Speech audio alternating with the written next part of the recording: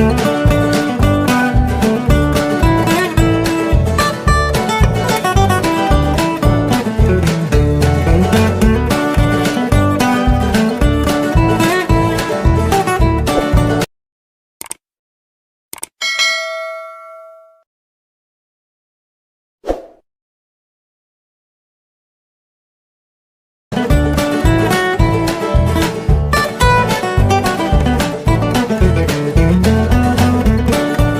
al ciclo de entrevistas de Mega Salud.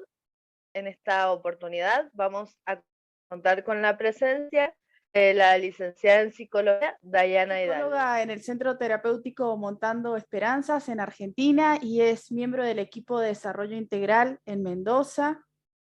Brinda atención a pacientes con discapacidad y trastornos crónicos e infantiles. Vamos a dar comienzo a la entrevista. Hola chicas, ¿cómo están? Muchas gracias por invitarme, ha sido un gusto. Para comenzar a hablar un poco de psicología y salud mental, ¿a qué nos referimos cuando hablamos de espectro autista? A ver, antes se lo denominaba personas autistas y ahora eso como que a medida que ha ido cambiando todo el panorama y todos los paradigmas en salud mental, se habla de un espectro. Un espectro quiere decir que cuenta con muchas características, con una variabilidad sintomática, si se quiere, que no son síntomas porque no es un trastorno, o sea, no es un trastorno en sí, sino que es un modo muy particular de funcionar de las personas, por eso es un espectro. Las características son, algunas se repiten en los pacientes, pero hay que mencionar que cada chico con TEA es tan singular como todas las personas en el mundo.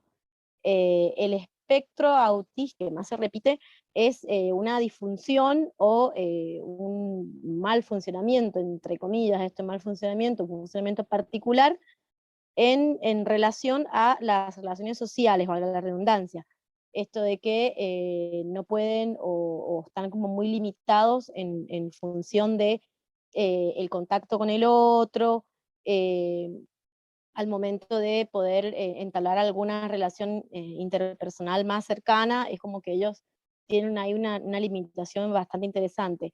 También en muchos de los pacientes se repite esto de que tienen alguna disfunción en cuanto al lenguaje, pero esta disfunción muchas veces, o la mayor parte del tiempo, no tiene que ver con una falla o qué sé yo, un trastorno neurológico en cuanto a estructura cerebral, sino que es una falla o un funcionamiento distinto de las áreas del lenguaje que muchas veces eso con terapias y demás cuestiones se logra, no sé si corregir, pero sí se logra hacer funcional. Y en cuanto a eso, ¿en qué consiste el abordaje a los pacientes con estas características?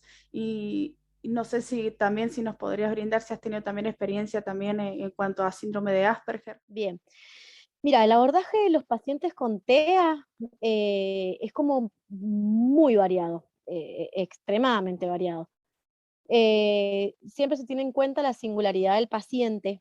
Hay pacientes con TEAs, que son TEAs muy severos, que le decimos nosotras TEAs severos, TEAs profundos, que sé yo, que son chicos o TEAs no verbales, que no hablan, que se comunican poco, que directamente no se comunican. Después tenés los TEAs que son más funcionales, que dentro de esos TEAs tenés lo que es el Asperger, o antes llamado Asperger. El síndrome de Asperger sería como el extremo más leve, si se quiere, del TEA, uno de los más leves. Por lo general poseen lenguaje oral.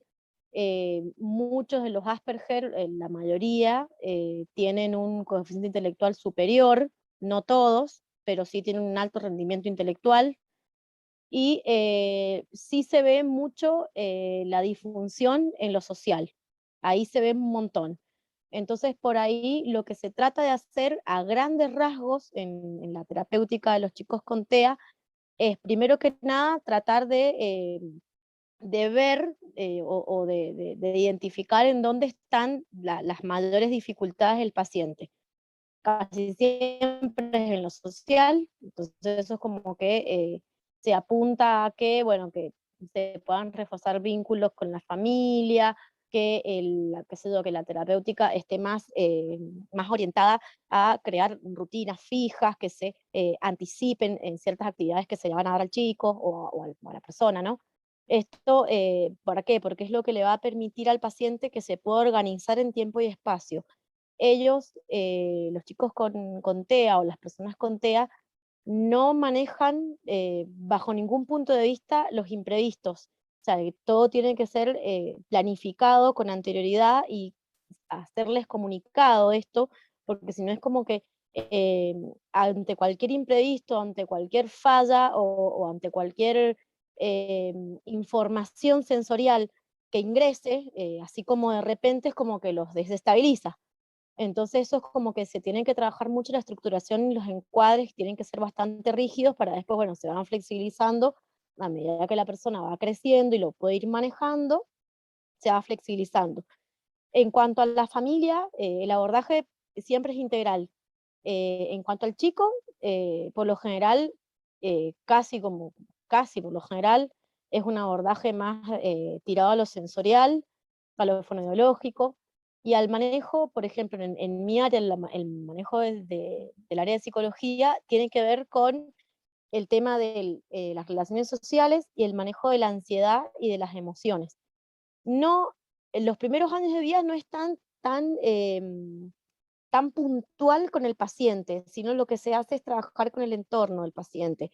Se interviene en las escuelas, se interviene en la familia, se trabajan los límites en la familia, la buena comunicación en las emociones, eh, es tratar de establecer, junto, por ejemplo, con el área de fono, a veces los chicos que son TEA severos, un comunicador, algo que posibilite la comunicación funcional. Muchos de los papás, por ejemplo, llegan a consulta con la inquietud de que el chico no habla, es un TEA que no habla, es no verbal. Entonces es como que eso lo ven como un síntoma de una enfermedad, un fantasma de enfermedad.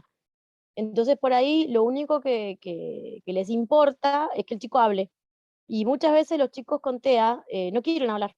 Eh, no quieren hablar ya sea porque no pueden, porque no quieren, pero a veces muchas veces ha pasado que no quieren hablar, que ellos comprenden bien, tienen una buena, y esto es re importante, tienen una buena comprensión y recepción del lenguaje y de lo auditivo, pero lo verbal, en cuanto al lenguaje, no sale, no sale. Entonces por ahí la terapia de fonoaudiología está siempre más apuntada al estilo de comunicación y junto con psicología tratamos de hacer que esa comunicación sea funcional. Funcional en el sentido de que el chico pueda comunicarse de alguna manera, con un comunicador, con lengua de señas, con pictogramas, de alguna forma. Entonces por ahí el trabajo interdisciplinario es sumamente importante, que es lo que nosotros hacemos acá, bueno, en los dos lugares donde trabajo con discapacidad hacemos eso, trabajo interdisciplinario como fundamental, como el pilar para llevar a cabo el abordaje, porque si no es imposible. Esto también, a ver, en cuanto a lo terapéutico, en cuanto a lo médico, en cuanto a un montón de cuestiones, el trabajo interdisciplinario es fundamental, porque si no el chico no sale adelante. Colaboración que puede hacer el área de la familia también, el hecho de brindarle estímulos permanentes, también seguir las recomendaciones de los especialistas. De esa manera podés estimular al niño a que por lo menos también a futuro, cuando el niño vaya creciendo, lograr esa flexibilidad y que comprenda que pueden surgir imprevistos y saber cómo lograr enfrentar las adversidades que surjan, porque también es difícil. Y también te iba a consultar si es característico que no hablen a los 2 años, si es característico en los chicos con espectro autista que no hablen a esa edad. Tiene como ciertos patrones de normalidad, entre comillas. Se espera que hacia el año, 2 años, el chico diga una cierta cantidad de palabras, o por ejemplo, a los 2 años diga palabra frase, o ya pueda armar una mini oración. Es un indicador, digamos, en cuanto al lenguaje, ¿no? Es un indicador si el chico a los 3 años, 4 años no habla. Eso es un indicador, eso ya, sumado a esto, hay otro tipo de cuestiones, que no establezca un contacto visual, que sea muy sensible a la información sensorial que hay a su alrededor, que no sienta miedo o que sienta miedo en extremo, porque sé yo, a ver, ponele que sea excesivamente independiente, que no tenga un vínculo, un apego con una figura de referencia, por ejemplo, con la mamá, con el papá, que no hay un apego, esos apegos cariñosos, o que sea autónomo completamente a esa edad, es como llamativo, muy llamativo. Entonces uno ahí empieza a hacer todo un recorrido. Cuando esos chicos llegan por ahí a consulta, lo primero que hace uno es tratar de evaluar estas pequeñas cuestiones, a ver qué pasa con el miedo, qué pasa con la ansiedad, qué pasa con la desconfianza, qué pasa, porque, a ver, los chicos, los niños, cuando son tan chiquitos y entran a un lugar nuevo, por ejemplo, no son mucho, no es común que el chico entre, por ejemplo, con una soltura y vaya, agarre cosas, mire, eso no es común. Es común cierta desconfianza, es común que mire a un referente, que busque la aprobación de alguien. Entonces, por ahí, ya cuando tenés un chico, por ejemplo, con TEA, que por lo general entran a los lugares y empiezan a deambular, a buscar cosas que le llaman la atención o le dan un uso inapropiado a algunos objetos, qué sé yo, se los ponen muy cerca, se los ponen muy lejos, los recorren, qué sé yo, con la boca, eh, hacen ruidos, golpean, tienen así como, que se llama, es agitación psicomotora o estos tics. Esos movimientos estereotipados ya son signos de alarma, por decirlo de alguna manera. Entonces, de ahí se empieza todo un recorrido. Se le pueden aplicar, hay 2 escalas muy importantes, que es el ADIR y el A2, que son escalas diagnósticas para el autismo. Y bueno, y después tenés otros cuestionarios, el TEACH, tenés como otros especies de mini cuestionarios que son eh, orientados a los papás. Entonces, que esos te van dando, digamos, como a grandes rasgos, va midiendo la conducta del chico. Después, en función de eso y de lo que vos obtengas en las entrevistas, que pueden ser 2, 3, 4, según la experiencia que tengas, o según el ojo clínico, o lo que consideres vos necesario, de ahí se hace una derivación al neurólogo. El neurólogo es el que va digamos, a formalizar el diagnóstico. Por lo general se hace eso porque, a ver, en Argentina son pocos los terapeutas que están certificados en ADIR y en A2, entonces es como que por lo general se recurre al neurólogo.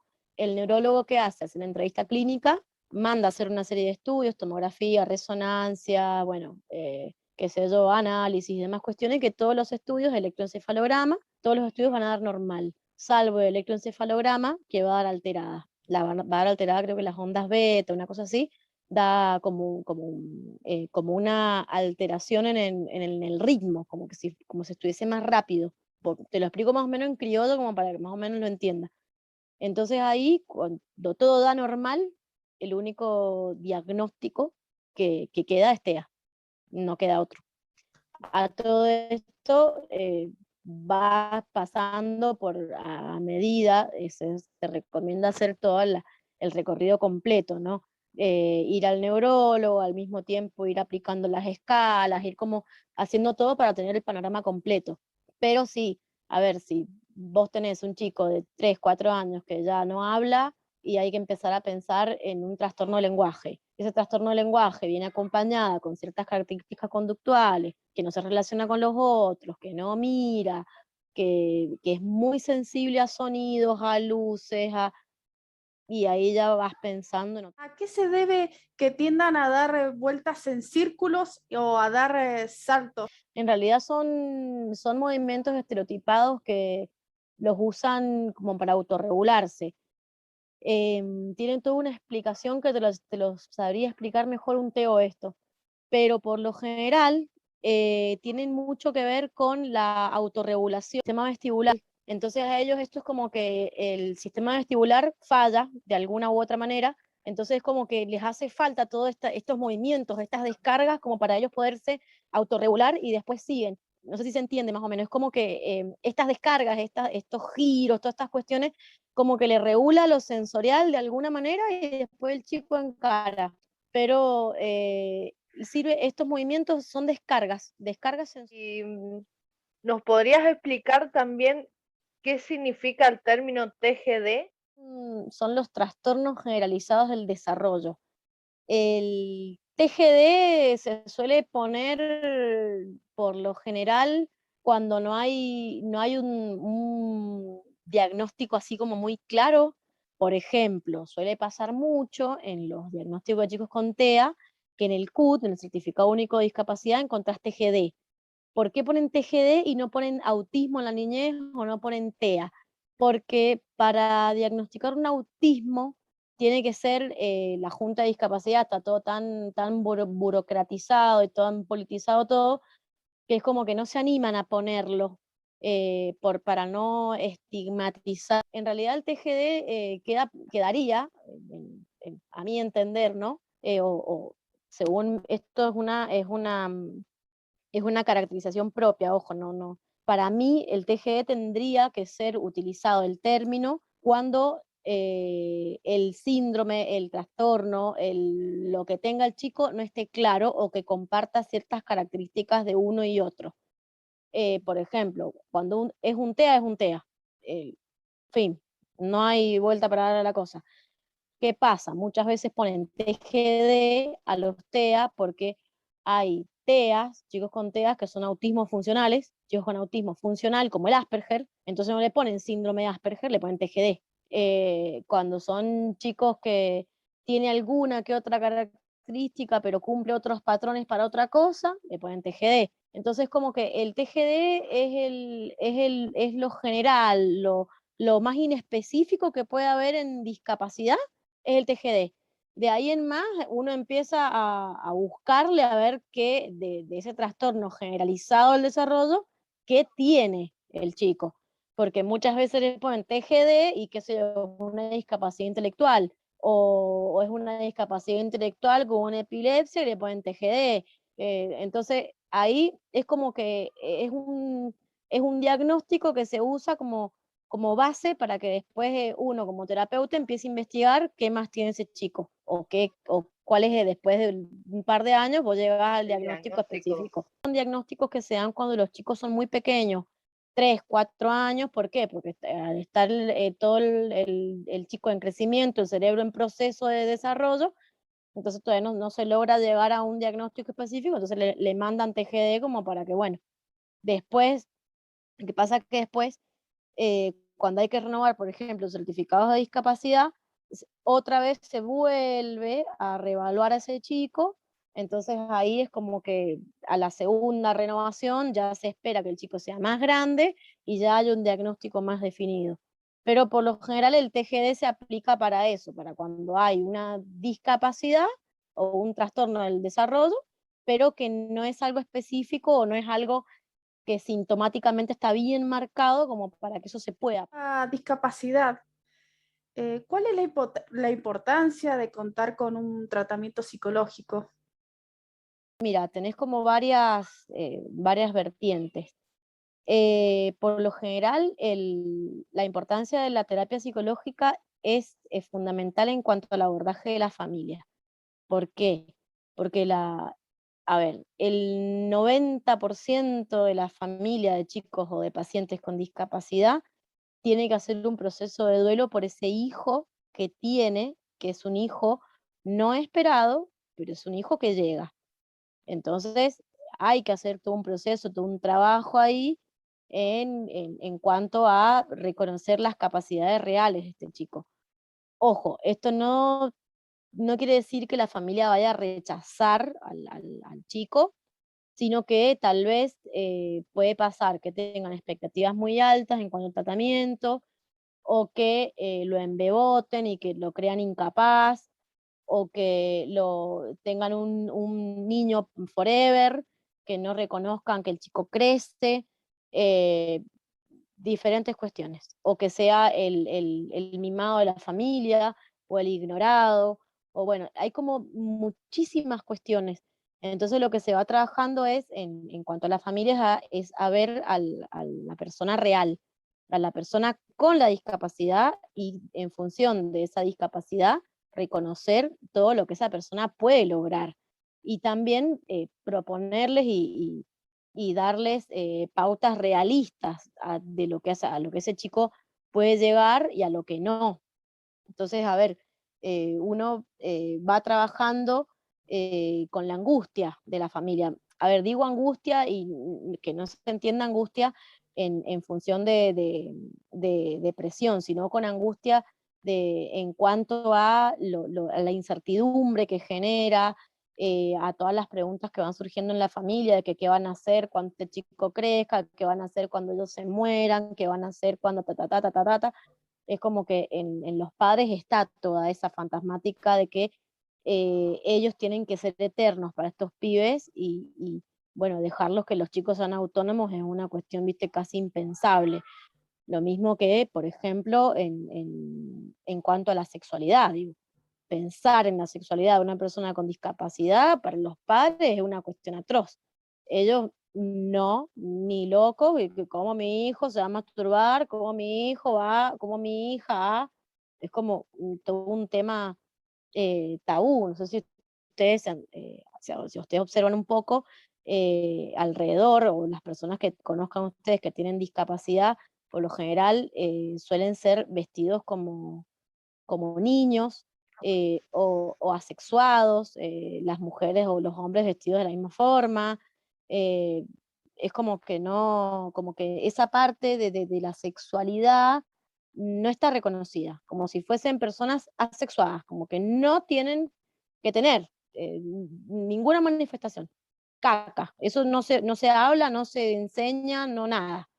Entonces, bueno, es importantísimo ahí poder nosotros los psicólogos, ir acompañando todo este proceso de crecimiento de la persona a la familia, y también con el chico ir trabajando todas estas cuestiones también de autonomía, esto de que no dependa de la mamá para ir al baño, para limpiarse la cola, para cambiarse la ropa, para bañarse, qué sé yo, que se aprenda a cortar la comida.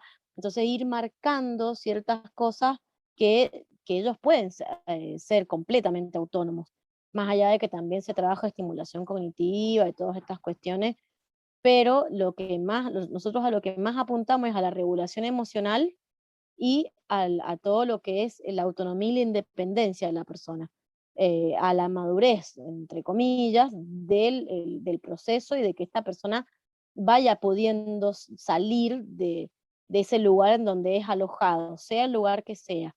¿Por qué? Porque hay que tener en cuenta que, bueno, como les dije antes, es un hijo que llega, que es un hijo que no es un hijo esperado, que la familia no espera una discapacidad. Entonces, cuando llega esta persona, nace este bebé con discapacidad, hay toda una cuestión que se elabora alrededor de eso, y es según cómo se pare la familia ante esto, como esa persona se va a ir estructurando. Hay personas con discapacidad que son sumamente funcionales gracias a sus familias, y hay otras personas que no logran nunca salir del lugar donde se los deposita, sea el lugar. Y hablando de este trabajo del psicólogo, ¿cómo se construye y qué importancia tiene el vínculo terapéutico con el paciente Importancia en cuanto a qué. para la evolución del paciente? Bien, a ver, si no hay vínculo, no se puede trabajar. Eso es así. Si no, vos no logras un buen vínculo con tu paciente o tu pacientito, no vas a lograr absolutamente nada. Uno tiene que, en la práctica, yo siempre sostengo que si no hay buena onda de entrada con el chico, con el niño, con el adulto o con la familia, está completamente coartado el tratamiento. no se puede hacer nada, absolutamente nada. Vos podés tener la mejor onda con el pibe y te puede caer re mal la familia, entonces vos ya vas a estar mal parado con la familia, no vas a hacer bien tu trabajo en ese punto. A todos creo que nos ha pasado en algún momento de nuestra vida, nos ha pasado, a mí personalmente me ha pasado un montón de veces, de tener que derivar chicos o tener que decirle que eso a mi colega, mira, atendelos vos, porque yo no, este chico el año que viene yo no lo veo, velo vos, yo no pego onda con esa familia, y viceversa, decirme mi compañera Mincho, mira, yo este pibe no lo veo más porque no me banco a la familia, porque no puedo, porque... Entonces, irnos cambiando los pacientes, por lo general no pasa eso, ha pasado en casos muy puntuales, donde han sido familias, por lo general lo difícil es la familia, donde han sido familias muy conflictivas o muy problemáticas, entonces cuando uno dice, no, yo con esta familia no puedo, no se puede hacer nada, no, el chico la mejor, pero con la familia no se puede. Entonces, bueno, ahí sí, ahí el tratamiento está coartado. Si no hay un buen vínculo en lo terapéutico, tanto con el paciente como con el entorno del paciente, no se puede hacer absolutamente nada, porque todo lo que vos hagas va a ser boicoteado, ya sea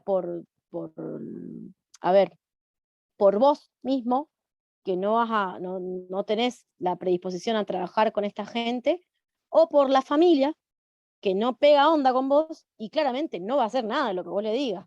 Porque te puede decir sí, sí, sí, sí, sí, sí, sí, de la boca para afuera y después en la casa no hacer nada. Entonces, esas cosas, por más que vos no estés en la casa con el paciente, en la sesión vos te das cuenta si el paciente ha sido estimulado o no, si el chico ha tenido el ejercicio, si la familia está presente, o por ejemplo, te doy un ejemplo muy común, esto de que llegan, te depositan al chico en el consultorio y se toman el palo. Los padres se van. Entonces ahí está clarísimo el compromiso y el vínculo que tiene ese papá con la terapia de su hijo. Hay otros papás, yo te diría que el 90% de los papás se queda a esperar al chico, a esperar la devolución, y te escucha. Hay otro par que no se queda, que te dice, che, mira, lo dejo y enseñaron a buscar. Es como si fuésemos nosotros la guardería del niño. Con esos pacientes uno los atiende, de todos modos igual se les da devoluciones a las familias y demás cuestiones, pero no es el mismo resultado que se tiene que con un paciente en el que la familia se queda, que pregunta, que si vos lo llamas está allá afuera, que si le haces una pregunta te dice, sí, mira, hicimos esto, esto y esto. Eh, el vínculo es casi todo en el tratamiento. Si no hay vínculo, no hay terapia posible. Y ahora, cambiando un poquito de tema, ¿nos podrías explicar a qué hace referencia el concepto bienestar emocional? El bienestar emocional apunta a lo que nosotros se puede entender como el equilibrio, en lo que la persona se puede desenvolver bien sin que eso afecte a los otros de una mala manera ni la afecte a ella. Cuando uno está emocionalmente estable, no sé si es bienestar emocional, sino una emocionalmente estable, la persona puede funcionar sin perjudicar a nadie y sin perjudicarse a sí misma. Puede tomar buenas decisiones, puede pensar con claridad, puede desenvolverse en la vida sin ningún tipo de problema.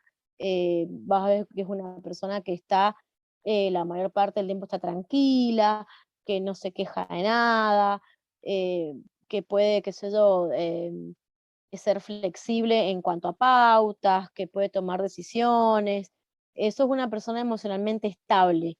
Cuando una persona no está estable emocionalmente, por lo general se le cae el pelo, tiene estrés, llora, está angustiada, no duerme, bruxa de noche, se pelea con todo el mundo. El estrés emocional apunta más a la estabilidad de la persona, a eso apunta, a la estabilidad emocional y psíquica de la persona. No es fácil estar estable emocionalmente.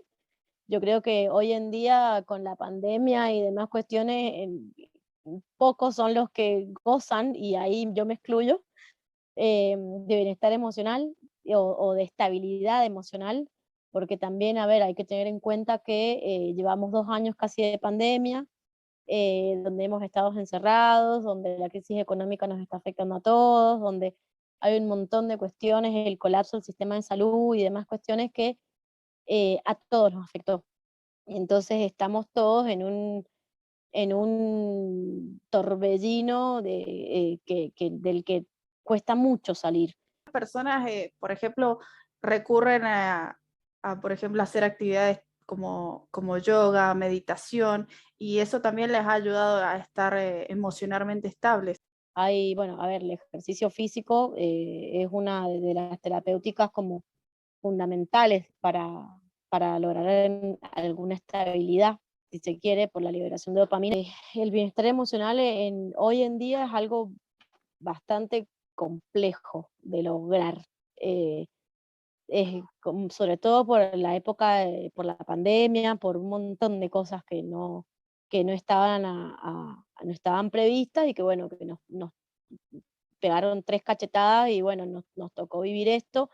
Entonces, los imprevistos, cómo va cambiando todo, la rapidez, la turbulencia del tiempo en el que se vive y demás cuestiones hacen que las personas cada vez estén más y más aceleradas, irritables, angustiadas. Entonces, como que es todo un desafío estar estable.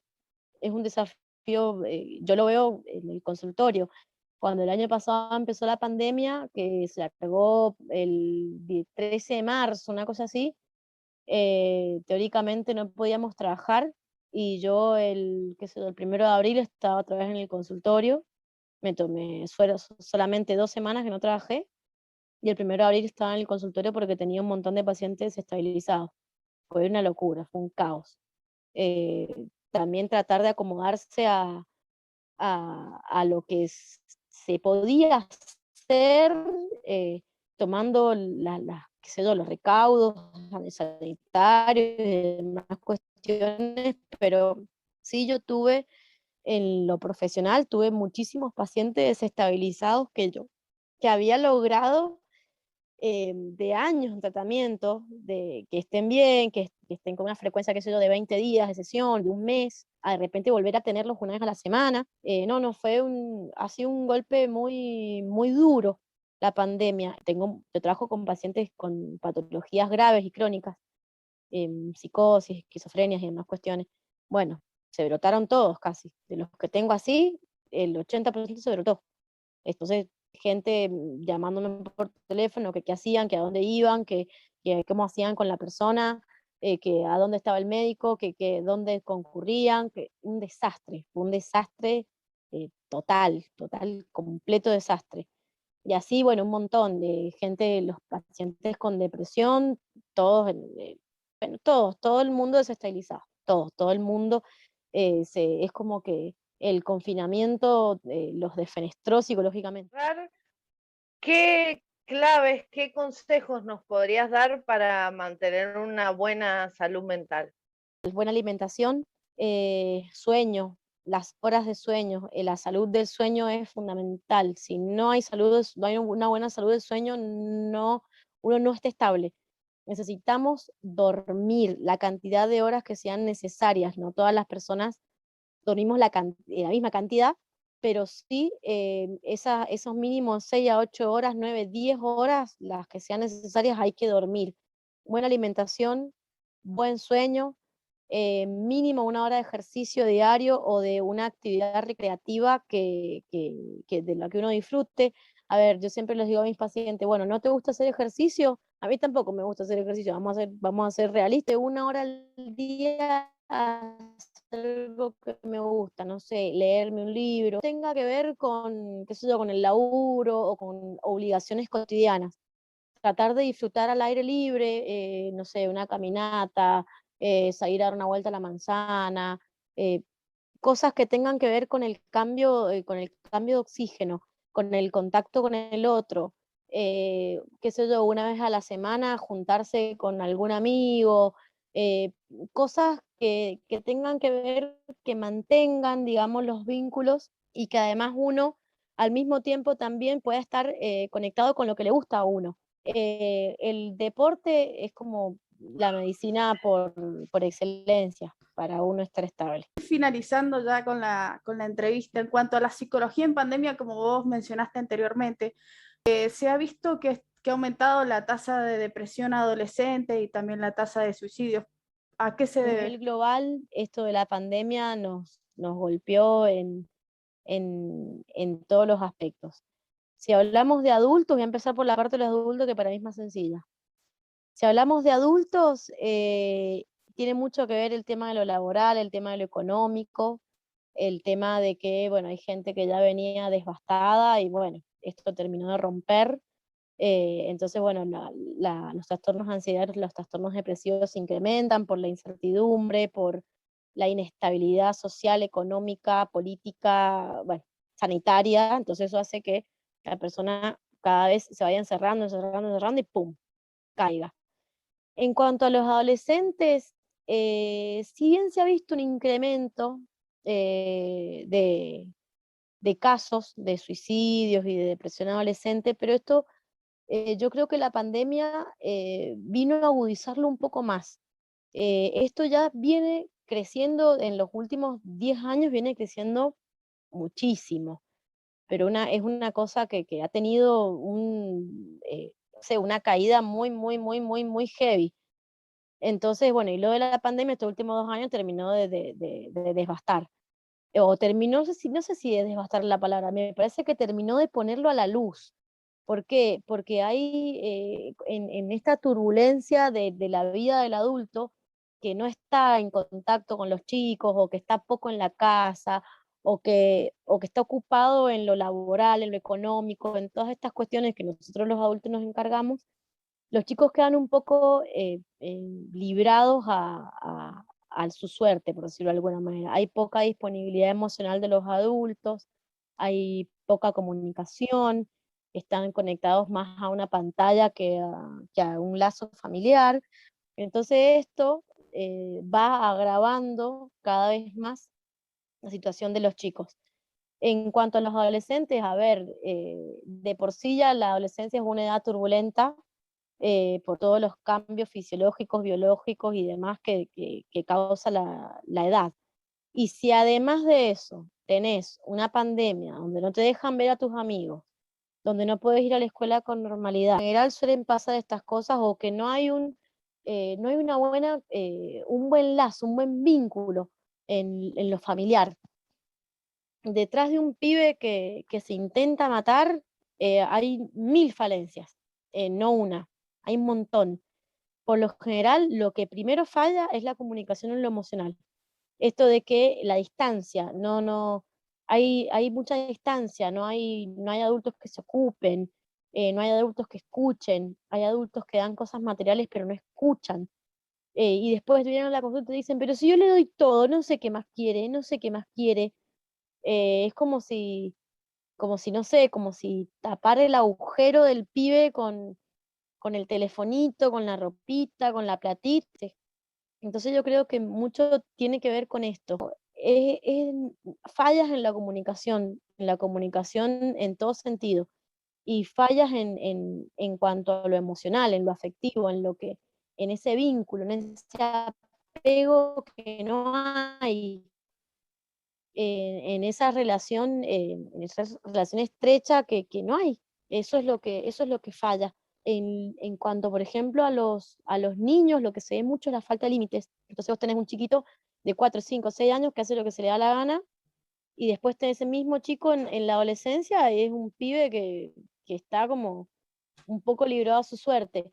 A ver, ojo, y esto no quiero decir que el pibe vaya a ser un delincuente, ni mucho menos, sino que libró a su suerte en cuanto a lo afectivo, eh, que no tiene un referente, que no logra por ahí encontrar su norte, o tal vez sí, porque esto es como que, a ver, ningún papá es perfecto, somos todos humanos y tenemos 1000 errores, pero es como que uno va aprendiendo a ser padre a medida que van creciendo sus hijos también. Lo que se ve mucho hoy en día es el egoísmo o el egocentrismo que tienen todas las personas. Entonces es como que, bueno, primero lo propio y después lo del otro, y no importa si ese otro es el hijo, es otro. Entonces es como que primero primero qué sé yo, lo laboral, primero lo económico, primero lo mío, primero esto, y es como que tenemos ese pequeño otro que nos está mirando todo el tiempo. Entonces él obviamente nos empieza a imitar nuestras conductas y si somos distantes, son distantes, si no le damos bola, no nos dan bola. Entonces después esto, el chico va creciendo con esas cosas y bueno, si a todo esto que te acabo de decir le sumás que viene una pandemia, que no podés tener relaciones con otras personas, que estás deprivado de lo social y te afecta en un montón de situaciones porque encima la pasas mal y estás solo.